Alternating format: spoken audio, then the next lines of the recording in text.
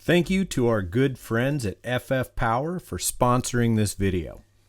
We were out here cleaning up for some news crews that are coming out to the ship, and I guess Mother Nature has kind of lent us a little bit of a hand. I guess all we need now is a mop. Hopefully we don't get struck by lightning.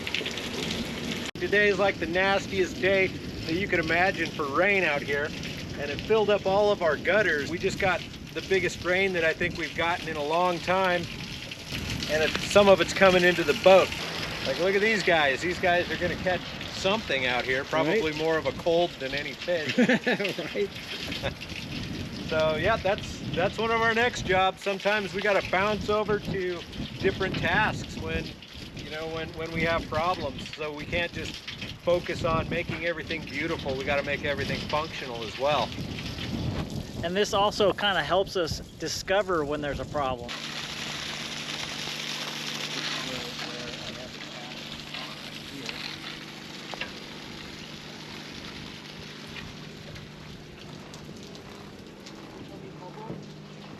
No. Looking for the drain? Looking for where there's a hole that's taking in water around this area. I'm sorry. You didn't do anything wrong. Oh, okay. I just like went right in front of it. I mean, That's that's okay. going to help a lot right there because it'll all... But right now it's raining in the lounge. Oh, so we've got a drop in there? Or is it raining hard? It's It's a lot. more than a little, but less than a lot.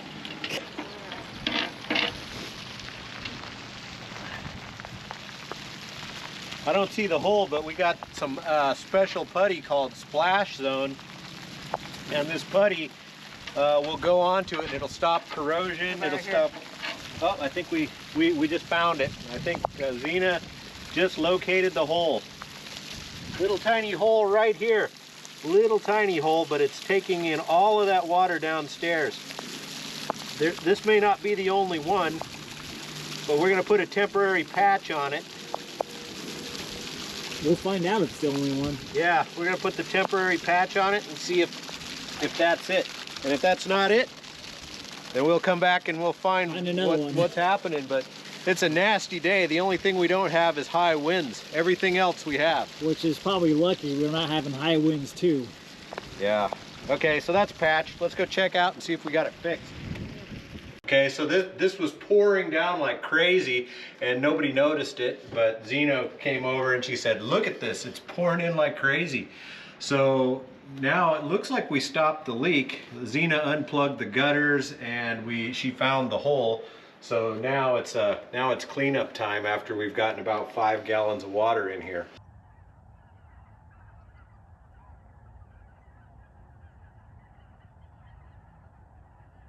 Today I'm with Jin. Hi. And our friends at FFpower sent us this portable power station and we're going to test it out. So this is a 2,000 watt battery power bank. It has, this is your 12 volt section, so it has like 4 12 volt outputs, just kind of standard. So you push this button and it turns them on. Here you have 6 USB ports, 2 USB-Cs and then 3 just regular USB ports. And here you have pretty nice little flashlight. On the side we have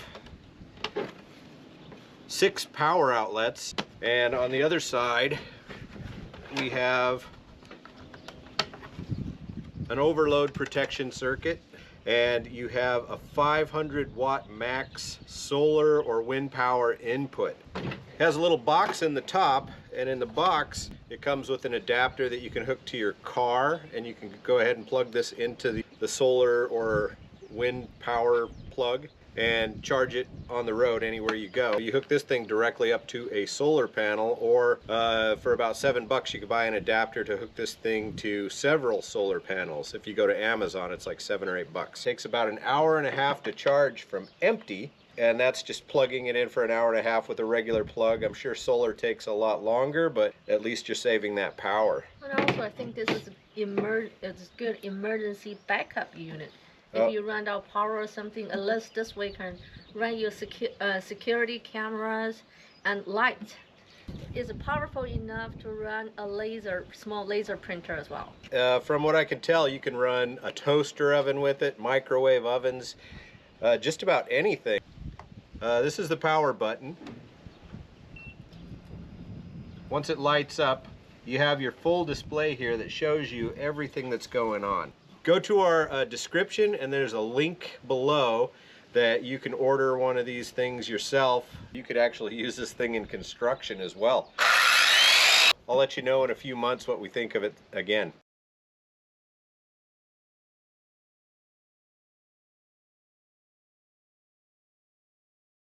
There were 3 davits that actually put lifeboats into the water.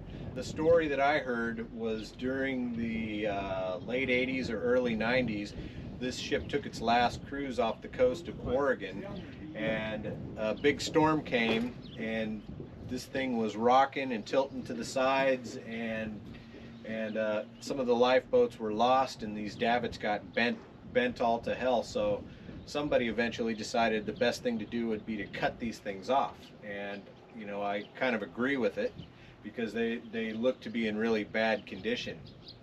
The ones forward aren't so bad, but these ones were in bad shape.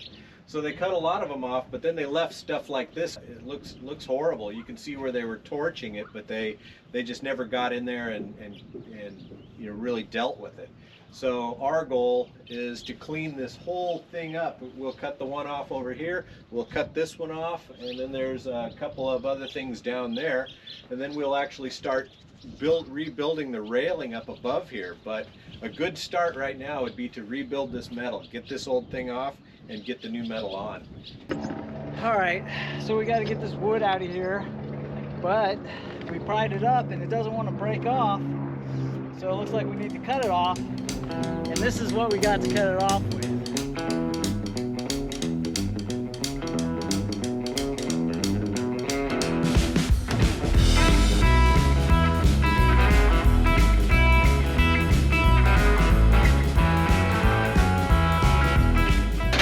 I get the crappiest jobs. Shane gets to have all the fun, and this is what I get. I haven't gotten to use the plasma yet. You haven't been properly trained to use the plasma. Whose fault is that? Yeah, I think that's probably good enough. Grid can start cutting this out now.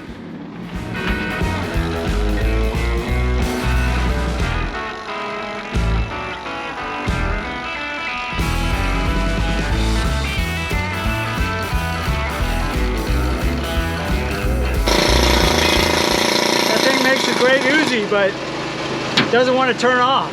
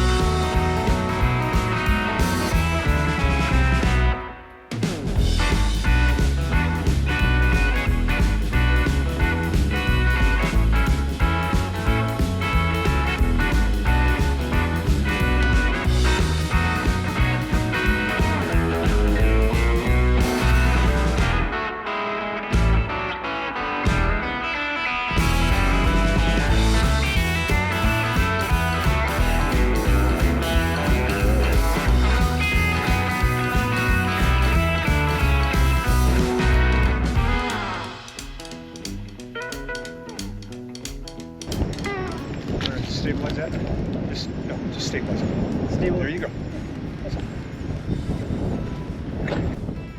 Good. Yep.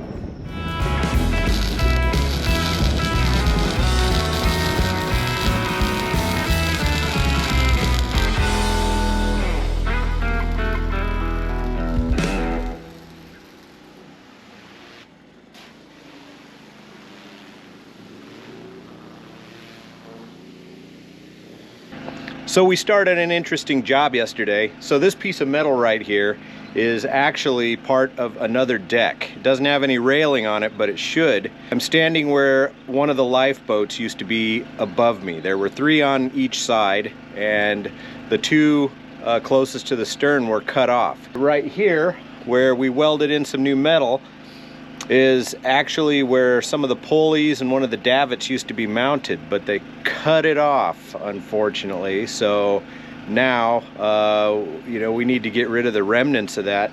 And this is part of the small piece that we cut off yesterday.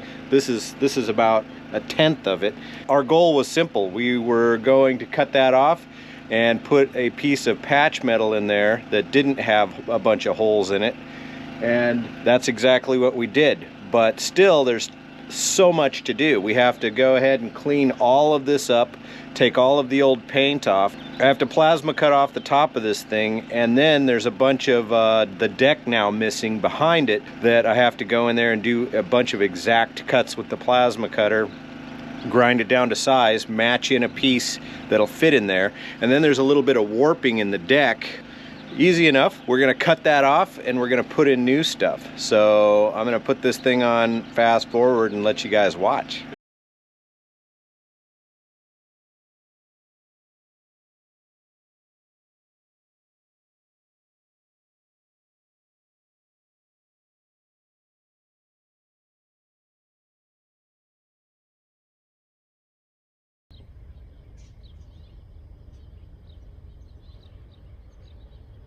Okay, so today's gonna be like one of the worst days of my month, or life, possibly. I get to go to the stern of the Aurora where I had the scaffolding set up on a barge, and on an extreme windy, stormy day, it actually pushed the scaffolding into the water, and it's about 15 foot down, but today's like extremely windy as well.